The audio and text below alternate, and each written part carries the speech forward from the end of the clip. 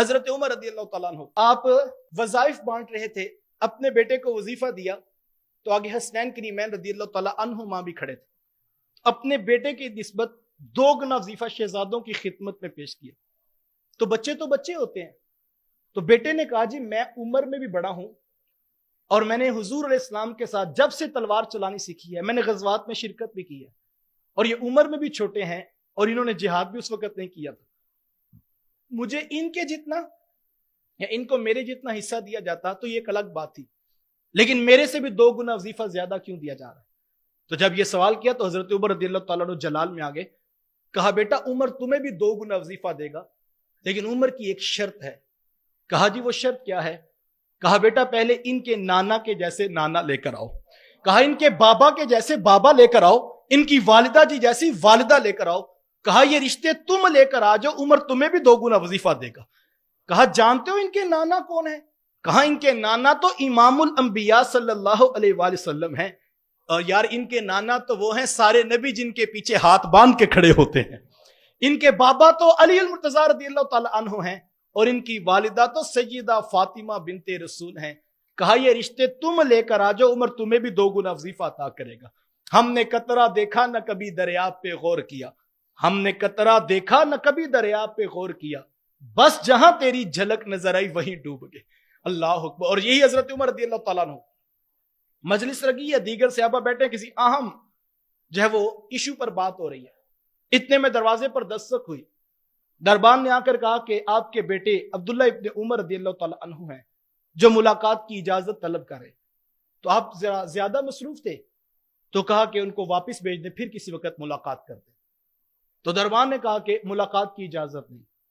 عبداللہ ابن عمر رضی اللہ تعالیٰ عنہ واپس پلٹ رہے تھے کہ آگے سے حضرت امام حسن رضی اللہ تعالیٰ عنہ تشریف لا رہے تھے، تو پوچھا کہ کدھر آ رہے تھے آپ؟ کہا کہ میں حضرت عمر رضی اللہ تعالیٰ عنہ سے ملاقات۔ تو کہا آپ؟ کہا میں بھی ابھی آیا تھا تو بابا کسی کام میں شاید مصروف ہیں تو اجازت نہیں ملی، تو میں تو واپس جا رہا ہوں۔ ابھی حضرت امام حسن رضی اللہ تعالیٰ عنہ نے خود ہی فیصلہ کیا کہ جب بیٹے کو اجازت نہیں ملی تو میں تو ویسے علی کا بیٹا ہوں، تو مجھے بھی نہیں، ظاہر بات مصروفیت ہے کہ بیٹے کو اجازت نہیں ملی تو مجھے بھی اجازت طلب نہیں کرنی چاہیے۔ واپس پلٹنے لگے۔ محبت کی بات یہ ہے، میرا دل کرتا ہے میں سلام کروں شیر خدا حضرت علی رضی اللہ تعالیٰ عنہ کو، جنہوں نے تربیت اتنی کمال کی تھی کہ خود ہی فیصلہ کیا جب بیٹے کو نہیں ملی اجازت تو کوئی اہم کام ہوگا، چلو میں پھر کسی وقت آ جاؤں گا۔ اب یہ گھر چلے گئے، ادھر حضرت عمر رضی اللہ تعالیٰ عنہ کو کسی طریقے سے یہ بات پتہ لگی کہ شہزادہ کائنات حضرت امام حسن رضی اللہ تعالیٰ عنہ ملاقات کے لیے آئے تھے اور بغیر اجازت طلب کیے واپس پلٹ۔ حضرت عمر رضی اللہ تعالیٰ اپنی مسند سے اٹھے اور ان کی دہلیز پہ چلے گئے اور جا کر پوچھا کہ کہا کہ مجھے خبر ملی ہے کہ آپ تشریف لائے تھے اور اجازت بھی طلب نہیں کی اور آپ واپس چلے گئے۔ تو انہوں نے کہا کہ جب میں نے دیکھا کہ اپنے بیٹے ابن عمر کو اجازت نہیں ملی تو مصروفیت ہوگی، میں نے اجازت طلب نہیں کی۔ تو حضرت عمر رضی اللہ تعالیٰ عنہ کی آنکھوں میں آنسو آ گئے۔ کہا جی جس کو اجازت نہیں ملی وہ عمر کا بیٹا ہے، آپ تو اللہ کے رسول کے بیٹے ہیں، آپ کو تو اجازت نہیں چاہیے، عمر کو جو کچھ ملا ہے آپ کے نانا کے قدموں کا صدقہ ملا ہے، اجازت تو عمر کے بیٹے کے لیے ہے، آپ کے لیے تو نہیں ہے۔ آپ کے لیے عمر کے دروازے ہمیشہ کھلے ہیں، آپ کو اجازت مانگنے کی ضرورت نہیں ہے۔ کون کہتا ہے کہ ہم تم میں لڑائی ہوگی؟ کون کہتا ہے کہ ہم تم میں لڑائی ہوگی؟ یہ ہوائی کسی دشمن نے اڑائی ہوگی۔ وہ تو شیر و شکر تھے، اور یہ خبر جب حضرت علی المرتضیٰ رضی اللہ تعالیٰ عنہ کو ملی کہ میرا بیٹا گیا تھا اور عمر نے آ کر جو ہے وہ تسلی و تشفی سے محبت کا اظہار کیا ہے، تو حضرت علی المرتضیٰ رضی اللہ تعالیٰ عنہ کو جس مجلس میں یہ بتایا گیا، حضرت علی رضی اللہ تعالیٰ عنہ فرمانے لگے کہ لوگوں سن لو، اللہ کی قسم میں نے رسول اللہ سے سنا ہے جنتیوں کے چراغ کا نام عمر بن خطاب ہے۔ کدھر جائیں گے جناب، یہ تو محبتوں اور عقیدتوں کا دین ہے۔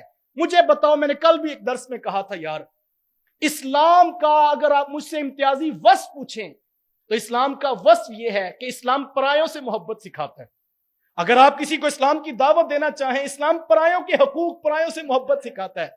یار پھر سوچنا پڑے گا، جو اسلام پرایوں کو محبت سکھاتا ہے وہ اپنوں کو نفرت سکھاتا ہوگا، اور یہ اسلام کے پلرز ہیں، ان سے ہمیں دین ملا ہے۔